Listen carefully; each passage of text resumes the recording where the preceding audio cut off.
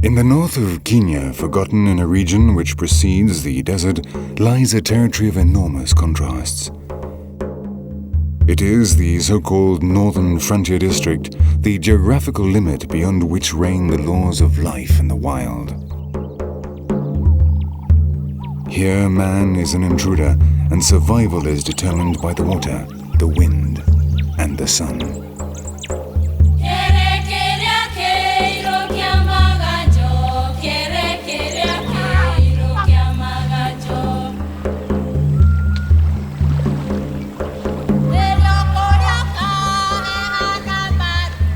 In the heart of this unforgiving land stands the Shaba Reserve, a place of biological endemisms, a haven for wildlife at the edge of a blazing desert.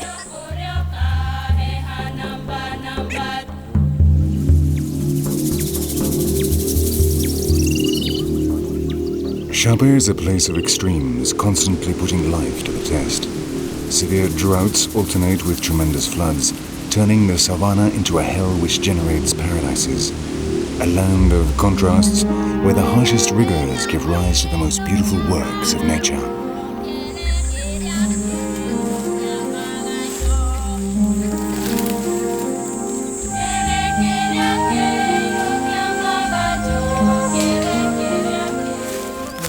In a land where life seems impossible, Shaba guards the treasure of its exclusive biodiversity in a paradox without precedent, as if the harshness of the environment were the reason for such richness, as if scarcity were, deep down, the creative force behind the development of life.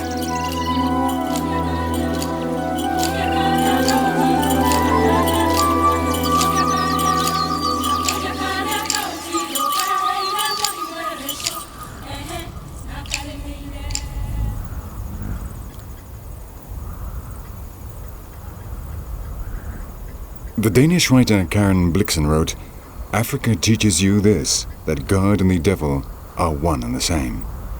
And in the Kenya that she loved and immortalized in her novel Out of Africa, no other region demonstrates this to quite the same extent as Shaba.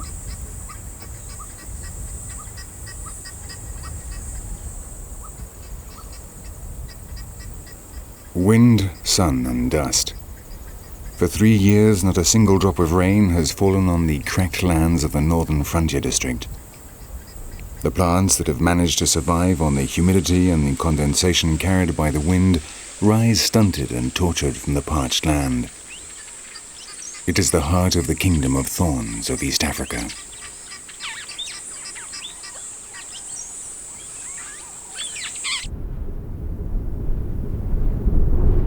The natives call this region Najika, the wild, desolate region. But even in this time of prolonged drought, life clings on in Shaba.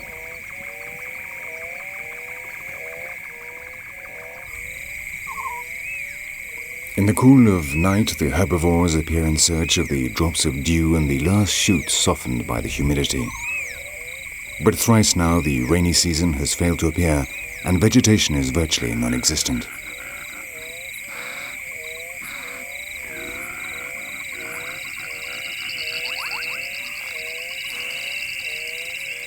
The darkness also tempts the carnivores out of their hiding places.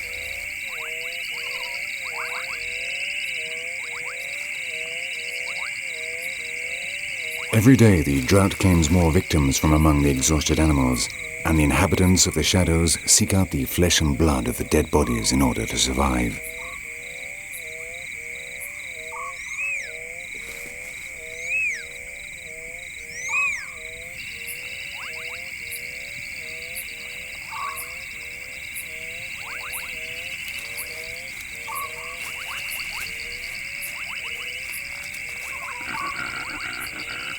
As a demonstration of its split personality, at night a truce is declared in the unbearable drought of Shaba.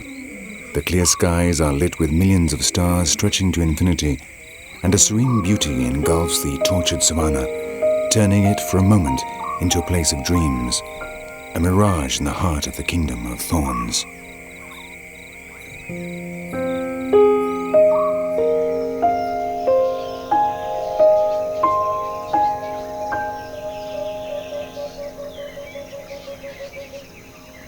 It It is the rainy season, but the dawn once more brings cloudless skies.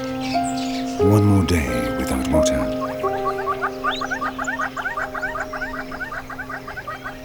During the early hours of the day, the animals take advantage of the lingering cool of the night to carry out their daily activities, before the heat makes all movement impossible.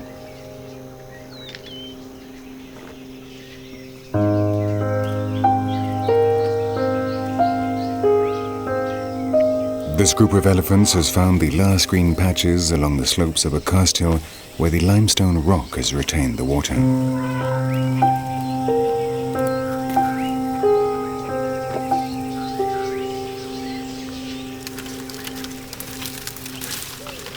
The elephants move constantly in search of water and food, and now with the plants parched and withered, they need to travel even longer distances to get the 200 kilos of vegetable matter they consume every day. But despite their incredible needs and the precarious situation of Shaba, the enormous pachyderms survive here while many other herbivores have had to choose between emigration or death. The old matriarchs know the secrets of the land, and their wisdom and prodigious memory enable the group to survive.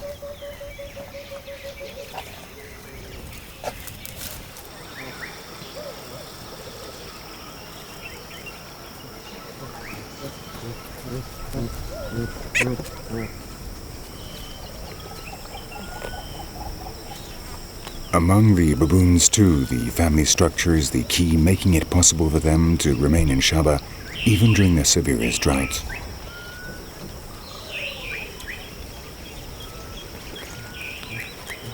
While many species leave, the baboons remain and even manage to raise their young.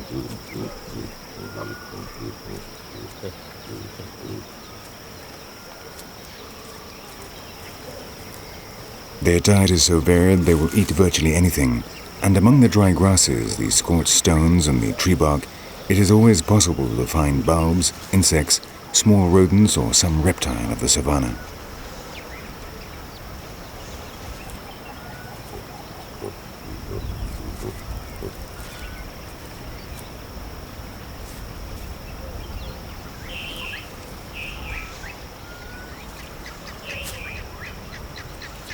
Each member of the family contributes to the survival of the group, tasks being shared out for the common good.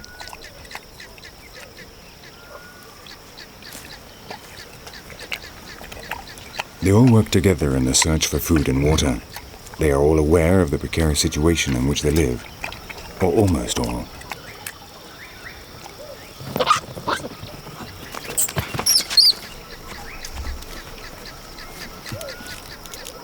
For the youngest, life is a never-ending round of games and diversions. During the first weeks of life, these small baboons have no obligations within the group, and the drought doesn't appear to affect them. Mother is always close by, ready with her milk, and they have a group of inseparable friends to play with. So for them, the scorched savanna is a marvelous world full of adventures.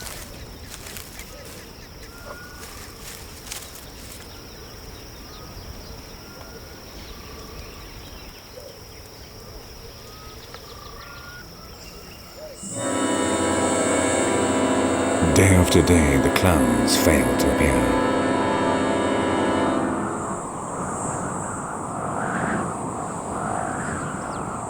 The desert seems to gradually eat into the savanna, and the dust piles up like desperate emissaries in search of rains that refuse to come.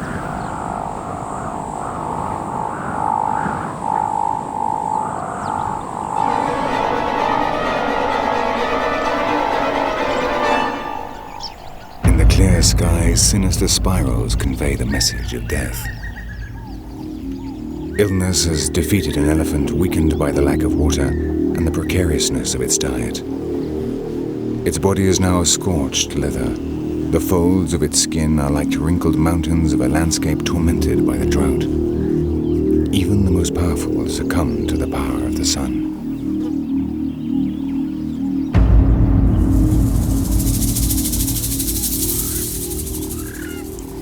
Hundreds of butterflies gather around the body, licking the skin and the ground impregnated with the salts and nutrients of the decomposing elephant. In Shaba, nothing goes to waste. Death generates life. The cycle is complete. And again, God and the devil appear by turns, becoming one.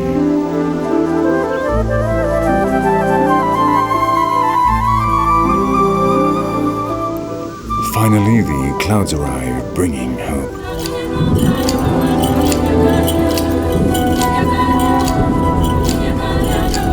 Huge cumuli form over the parched savanna, and 3 years late, finally release the long-awaited rain.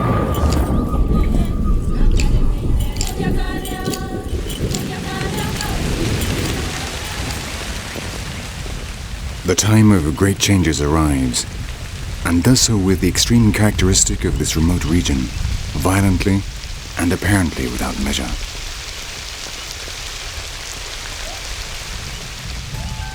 And the rains perform a miracle here at the edge of the desert.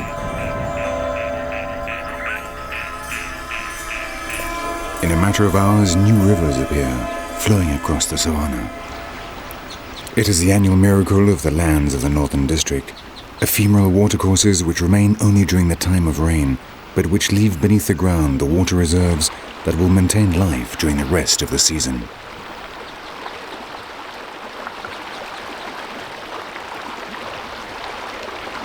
To the south, the clouds release enormous quantities of waters over the Aberdare Mountains and Mount Kenya, and shortly after arrive in Shaba in the form of violent floods. The only permanent river in the Shaba region again flows with force, carrying the sediments to which it owes its name. Ngiro, the river of the brown waters.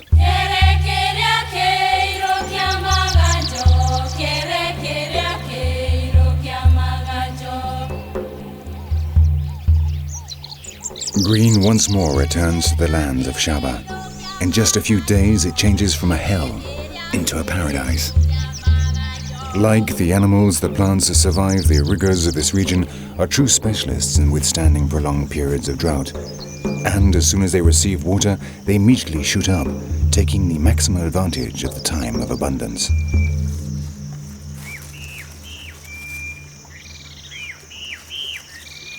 There is now water all around.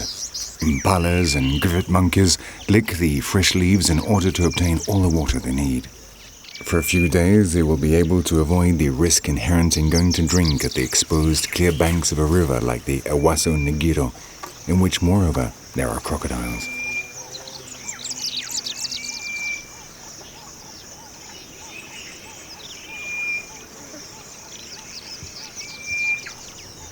Shortly after the first rains, from the ground of the savanna emerged winged emissaries which will mobilize an army of small hunters.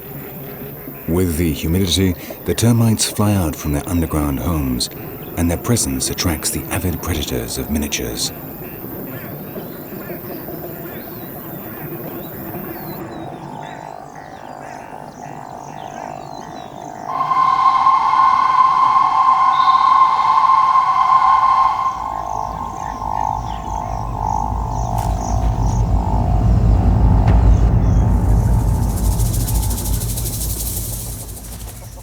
For many birds, they are an invaluable source of protein. Even those that generally feed on grains like the turtle doves take advantage of the easy pickings, competing with the true specialists like the calaos.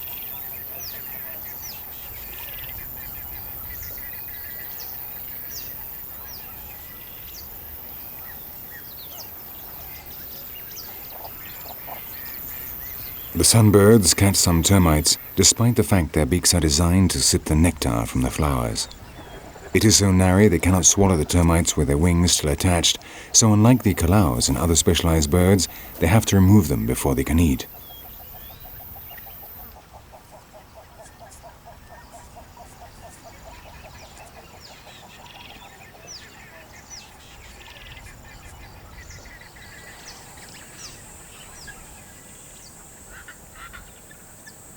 Among the mammals of Shaba, the appearance of the termites does not go unnoticed.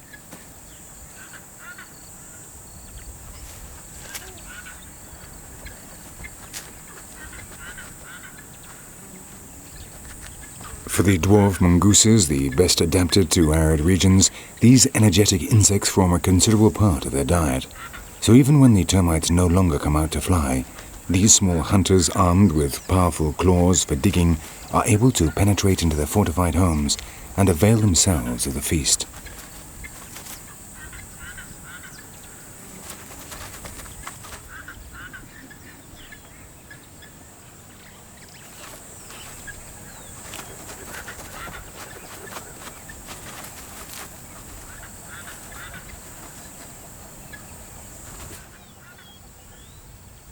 The rains completely changed the landscape of Shaba. Not only do the plants turn green and multiply, but the scorched plains, where previously the only movement had been the wind, now teem with fauna, a sight which just a few days before would have seemed impossible.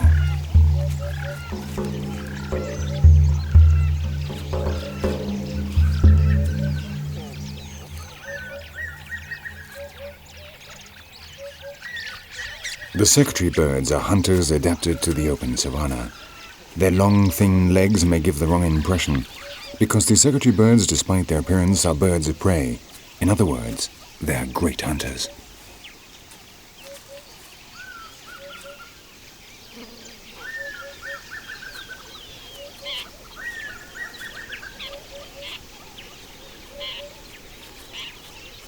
They will spend most of the day here, strutting elegantly along as they hunt in pairs.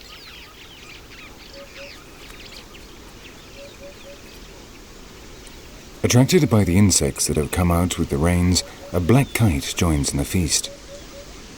The kites are aerial hunters which, from high up, locate their prey with lethal precision. But on land they are clumsy and seem helpless compared to their relatives, the secretary birds, whose specialization has made them experts at hunting on the ground.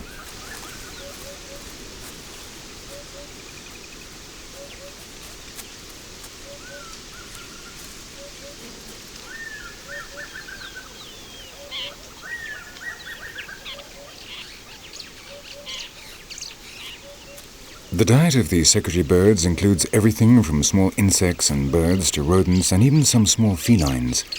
And this pair of timid, batted foxes prefers not to take any risks, and so make good their escape.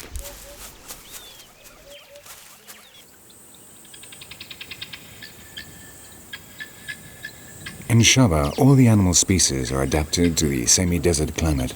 No one would be able to withstand the scarce seasonal rainfall if they were not real specialists in survival in arid climes.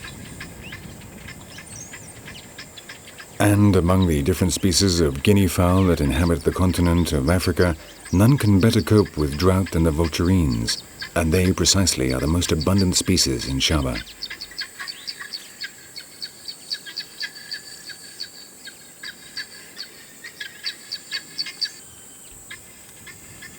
The digestive system of the vulturine guinea fowl is especially adapted to conserve the maximum amount of water obtained from their food, so that even in the driest times on the thorny savanna, the vulturines are able to survive on their diets of roots, bulbs, insects and mollusks, drinking virtually no water.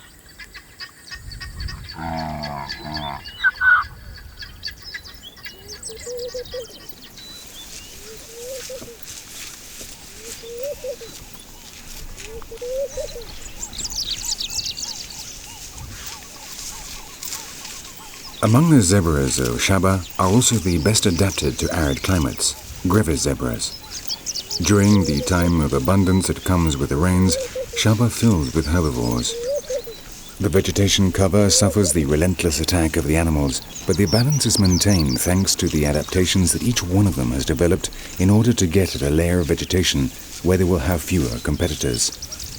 Like the Grevy's zebras, some seek the lowest pasture, at ground level.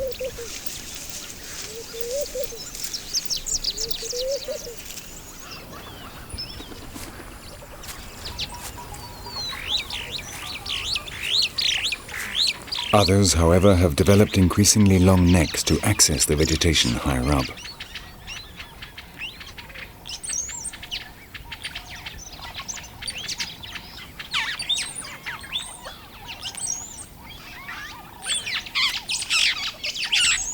Among mammals too, some necks have become elongated.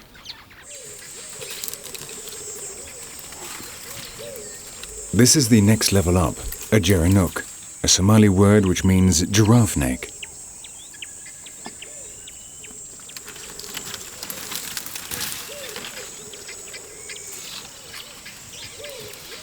The Gerenuks are the gazelles best adapted to the desert conditions. Only the males have horns, and this one, a dominant adult with 7 females in his charge, take advantage of their grazing to mark their territory with his swollen facial glands.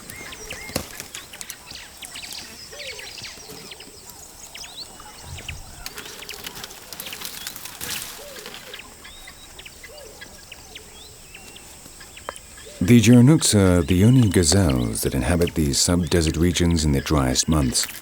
They can survive on the humidity contained in the shoots and the leaves of the savanna and can go on for months without drinking.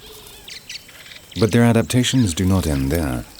A flexible upper lip, a thin nose and narrow nostrils make it possible for them to eat among the thorns of bushes and acacias. And to avoid competition with other herbivores as much as possible, they not only have their long thin necks, but have also learned a trick to reach the highest layers of vegetation.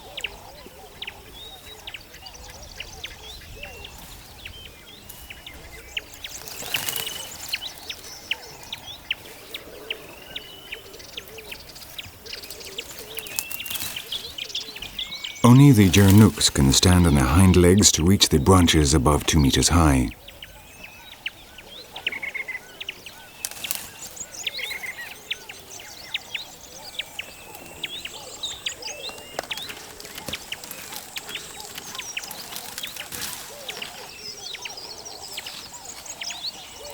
The higher you can reach, the more food you can get at.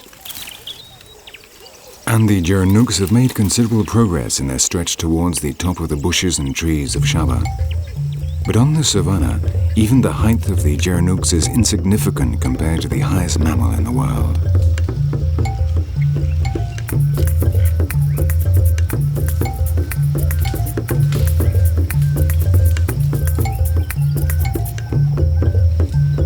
At up to 5.5 meters, the giraffes leave behind all other competitors and can reach the tops of the acacias where they find indispensable food reserves during the dry season.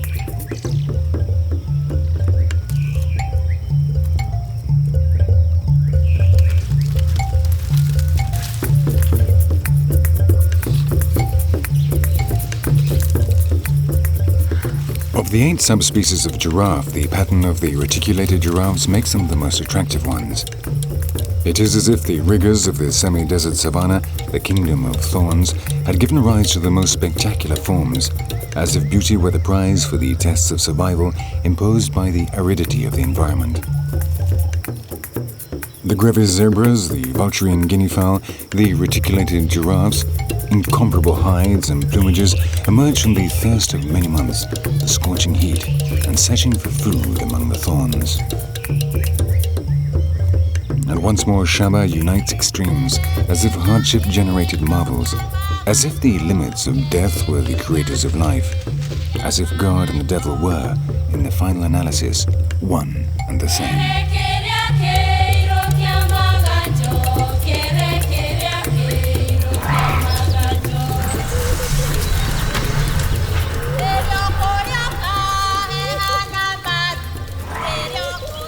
With the arrival of the rains, the elephants once more return.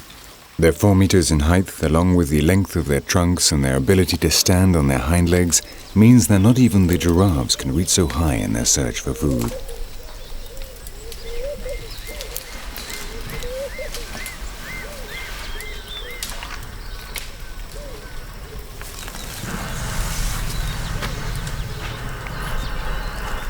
The rains have again brought fertility to the savanna, attracting the herbivores that moved off in search of water during the months of drought.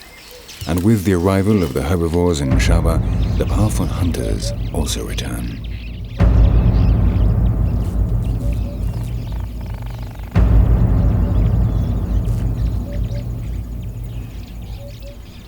Though the new vegetation has refreshed the atmosphere, the central hours of the day are still unbearably hot.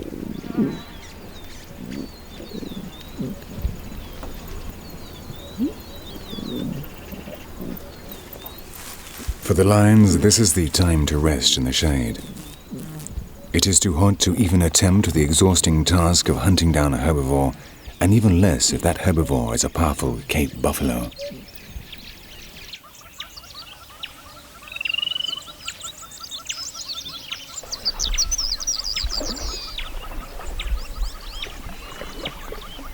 herbivores know that during the hours of midday, they are unlikely to suffer an attack and are happy to simply keep the felines under surveillance upwind.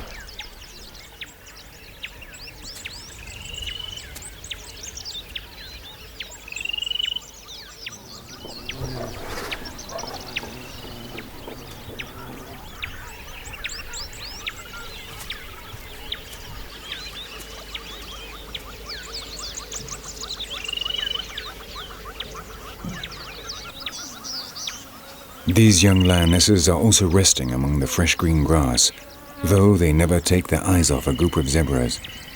If one of them shows signs of weakness or is wounded, the lionesses will not hesitate to attack.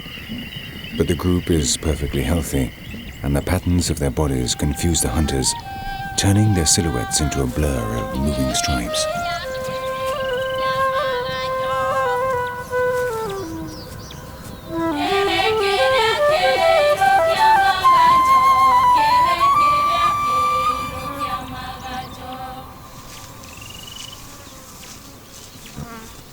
During this time of abundance, the Grevy's zebras are joined by their Bruchell's zebras, with which they formed mixed herds. These zebras, more common in the rest of Africa, have thicker and more widely separated stripes than the Grevy's zebras, and during the dry season, when only those best adapted to drought can survive in Shaba, they leave these lands and head for the Aberdare Mountains, where there is green pasture all year round.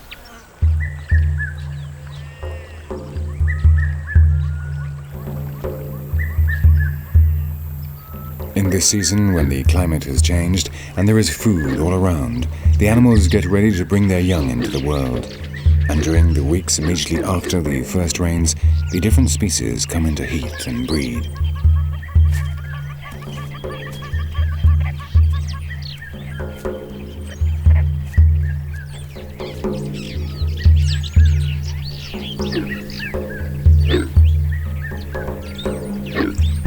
Among the Kori bustards, the males mark out their territories and begin a strange courtship ritual which consists of inflating air sacs on their necks while emitting a booming guttural sound.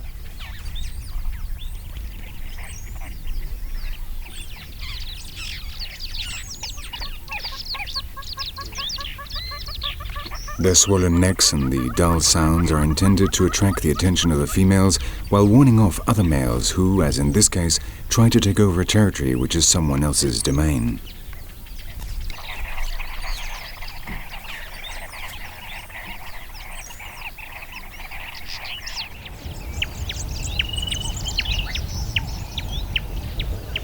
Among the antelopes, only the dominant males can breed with the females, and to occupy that position, you have to beat the others in face-to-face combats, so hopeful males gather together in groups and permanently practice.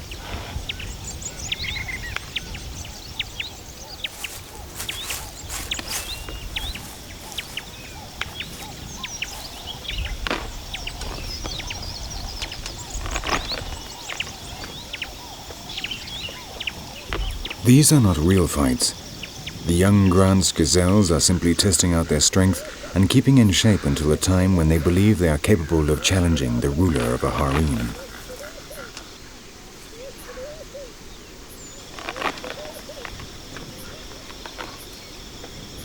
And the process is the same with the impala males.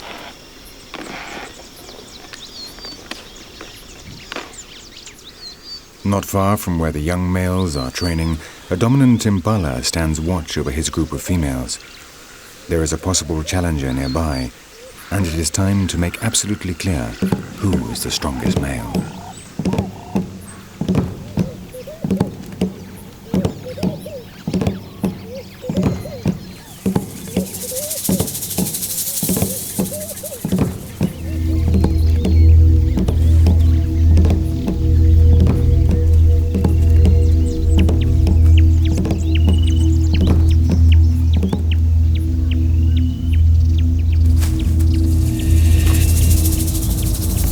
Under the watchful eye of the females, the males clash.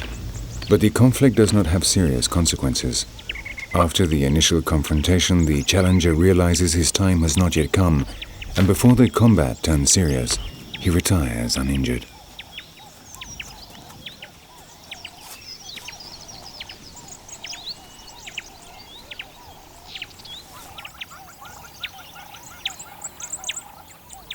Among the oryxes, the groups are mixed and highly structured.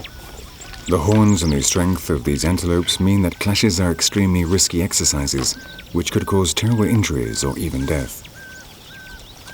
But in the groups of oryxes, where there is a clear hierarchy of males and females, the dominant position is decided by ritualized combats in which they test their strength, but avoid serious aggression.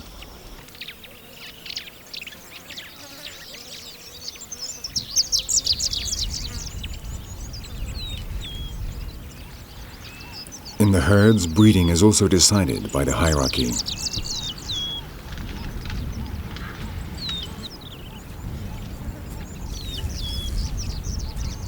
Each one knows what it can aspire to depending on its status within the group. So in the same herd, different couples can mate without this creating any conflict among them.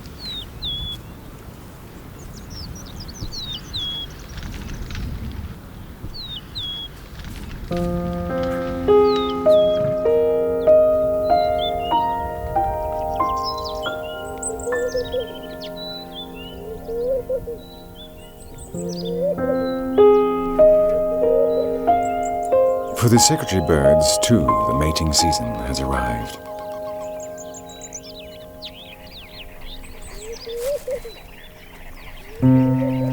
The same couple that was looking for insects shortly after the first rains is now preparing its nest.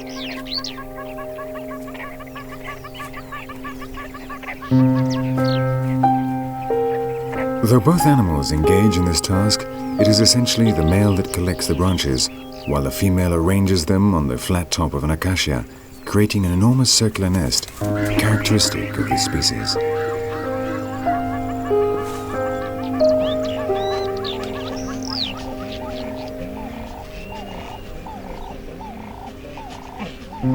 During this time, the secretary birds are attentive and affectionate with their mates, courting them on the ground, in flight and in the nest.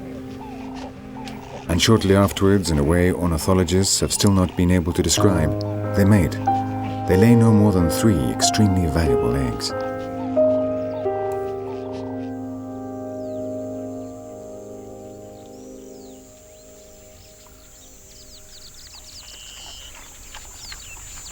In the same acacia forest in which the secretary birds have built their nest, a family of warthogs grazes on the nutritious green grasses that have grown since the rains.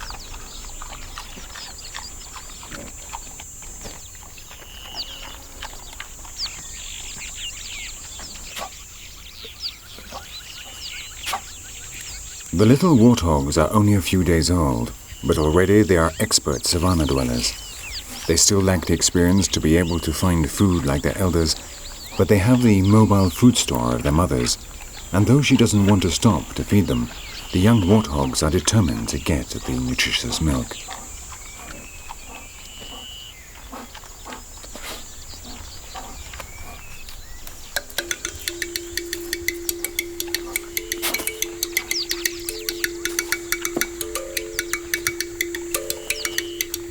Their only task during these first weeks will be to exercise in order to acquire the speed and strength which will enable them to flee from hunters.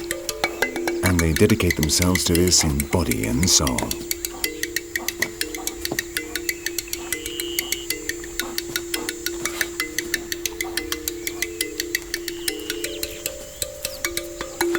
Wrestling matches or football with a pat of elephant dung form part of their training. Anything will do if it serves to make them faster and stronger, because it will not be long before the savannah puts them to the test.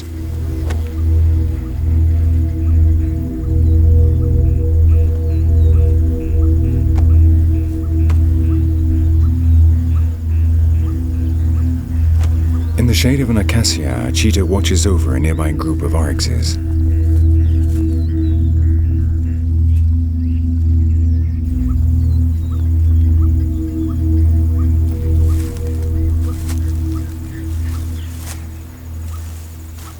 The oryxes are too strong for him, but at this time of year they are always young calves, just a few days old, and it is one of these that the cheetah has his eye on.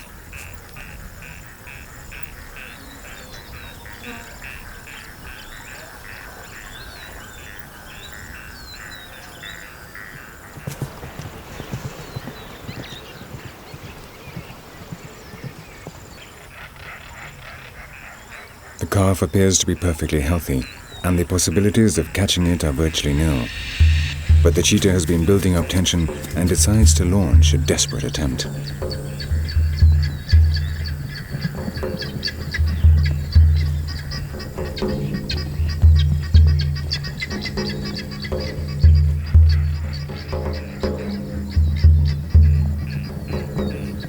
The oryx moves off unhurriedly, confident of its superiority, but without exposing its young to unnecessary risks.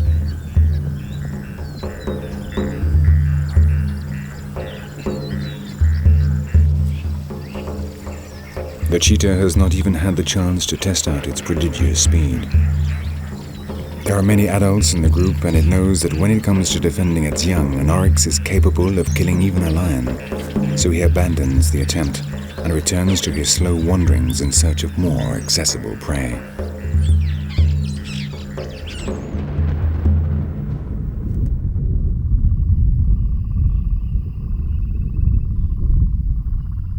During the short rains between December and February, there are frequent storms at nightfall.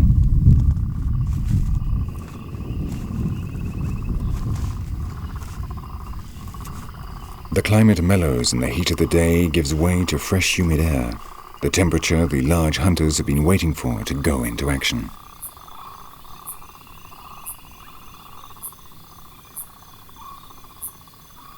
The evenings and nights of Shaba are extraordinarily beautiful, but even loyal to its contrasts, they are also the time when death lurks in the dark.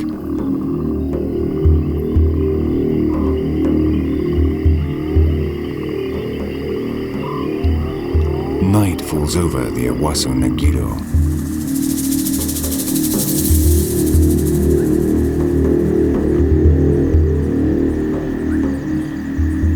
Along the dark banks, long shadows emerge from the water in search of the warmth of the sand heated up during the daytime hours.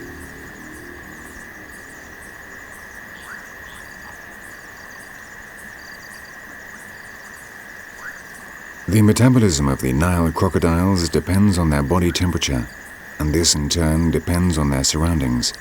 So at sunset the narrow shores of the Ewaso fill with these dragons.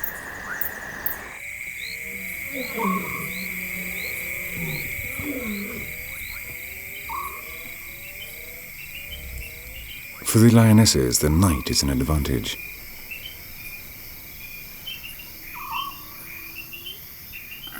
Lions have eyes that can see in the dark. Under the cover of the shadows, a mother and her young from the previous year lie in wait for the herbivores, guided by the sounds coming from the thicket.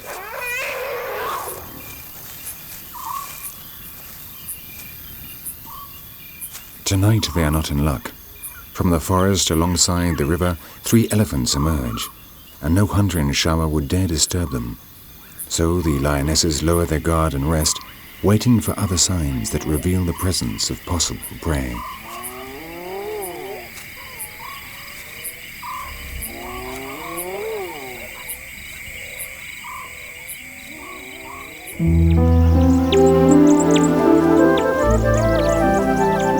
The rains have done their work.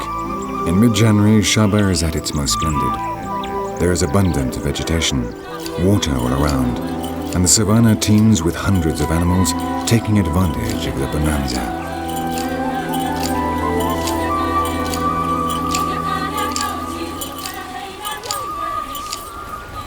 The elephants have returned to the region and remain here longer.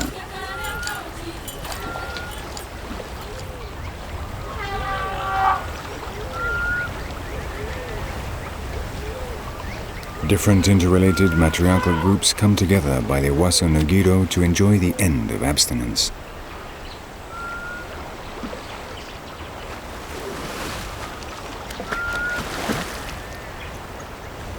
Elephants need between 80 and 160 liters of water a day, and the adult males can drink twice this amount, so they must always have water sources available.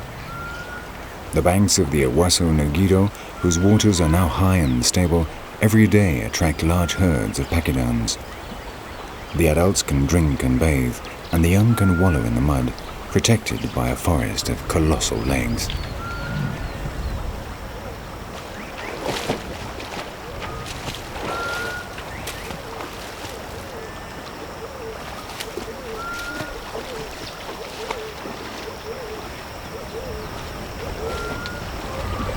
These clans spend the dry season communicating with each other at great distances, but physically separated in order to more efficiently explore and utilize the land devastated by the drought.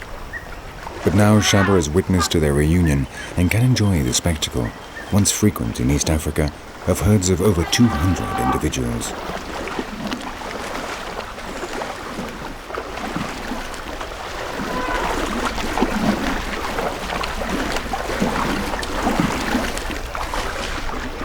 Today, the region that comprises the reserves of Shaba, Samburu and Buffalo Springs is home to the largest herds of elephants in East Africa.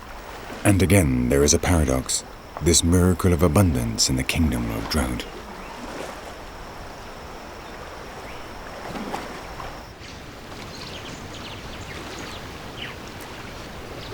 The riverbank is the meeting place for the majority of the species of Shaba. During the course of the day, many of the animals of the savannah come here to drink, and that is a risky moment, when they inevitably expose themselves to danger.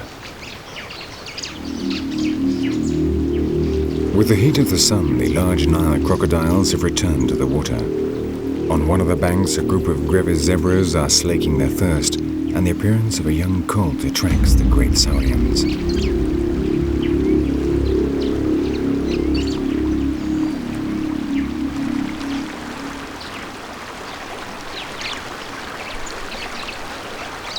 The crocodiles are silent in the current of the Owasso, and when they submerge, they become invisible.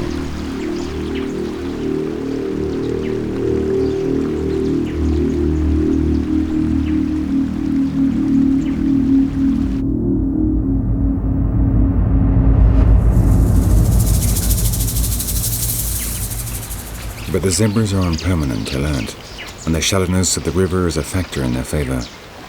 A surprise attack is the crocodile's only chance of claiming a victim from the land along the Owasso Nagiro.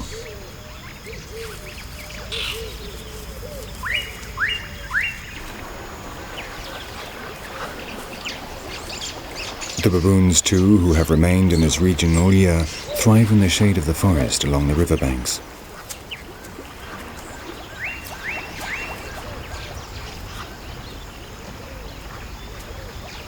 The dominant males never lower their guard. The hunters also know that sooner or later their prey will come to drink, and in the strip of forest there are frequent ambushes.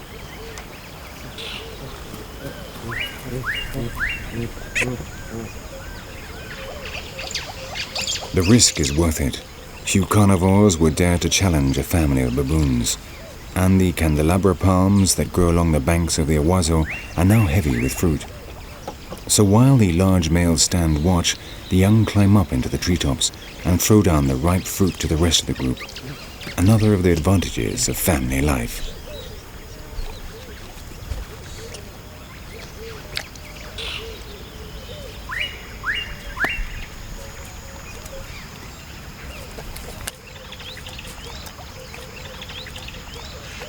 Among the shadows of this same forest, just a short distance from the baboons, two Kirk's dik-diks nervously keep watch as they eat.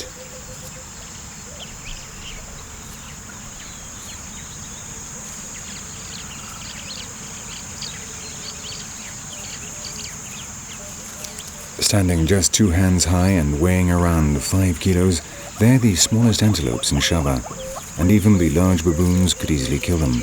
So they nervously graze, never wandering far from the protective undergrowth.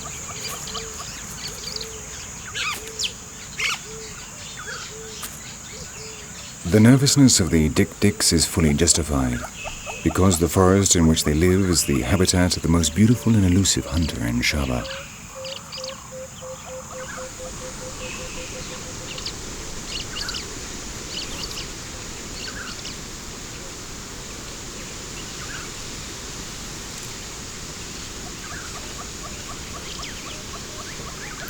The leopards spend most of the day hiding in the boughs of the acacia, where their mottled skin makes them invisible.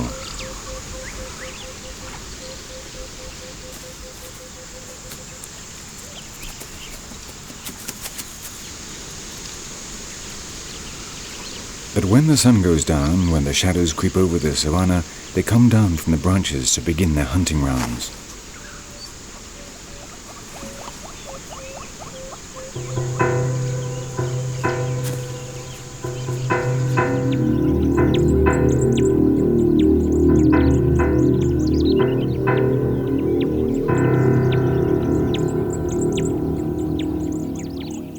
The time of the hunters has arrived.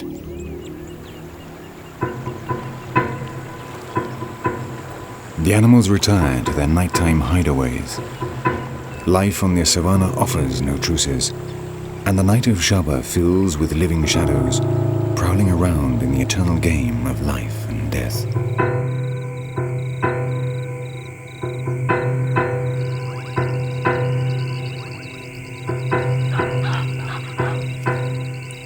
By the river, beneath the fallen trunk of an acacia, the leopard scans the night in search of prey.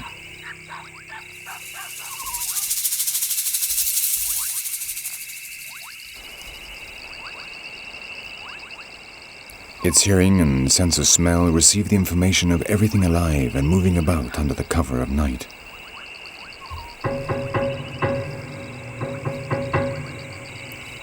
Another leopard emerges from the shadows and the couple continues its silent round.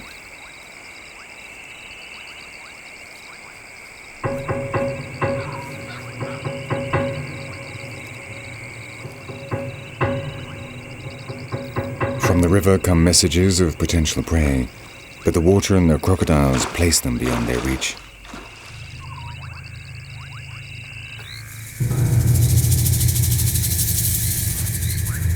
Then the male detects a furtive movement in a tree alongside the Owasso Negiro, and the hunt begins.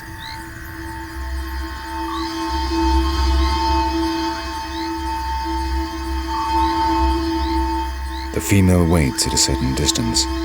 Only if the prey is large will she come to the aid of her companion. Silent as a ghost, the leopard approaches the base of the tree in which the prey hides. Its senses are alert, waiting for fresh signs. And then a new sound is heard.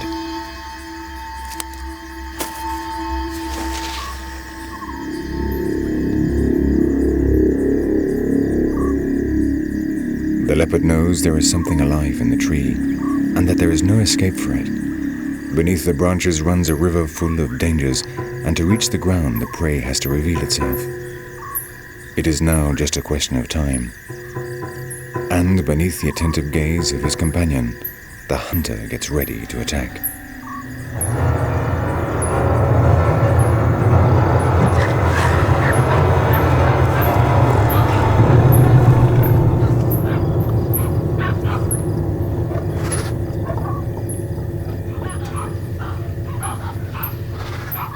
A last movement reveals a monitor lizard, provoking the reaction from the leopard.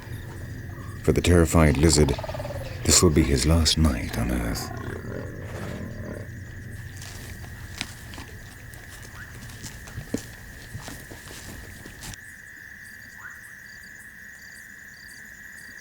Beneath the tree, the female waits disappointed. The prey is small and the male would keep it all for himself. In the harsh world of Shaba, there is no place for any other attitude but ensuring one's own survival. And if it had been the female that had caught the monitor lizard, she would not have allowed the male to come near.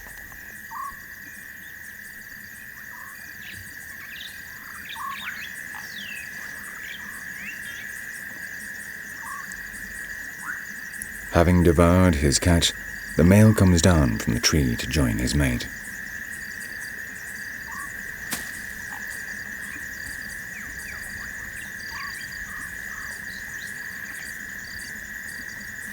And again, two shadows melt into the night, combining beauty and death beneath the starry sky of Shaba.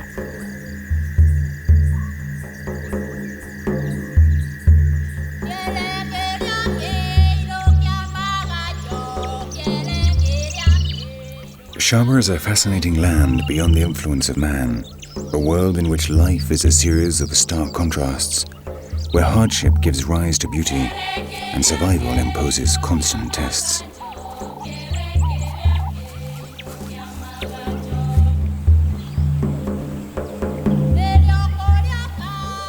And it is precisely the harshness of its conditions that makes this land a world apart, an exclusive paradise for its survivors.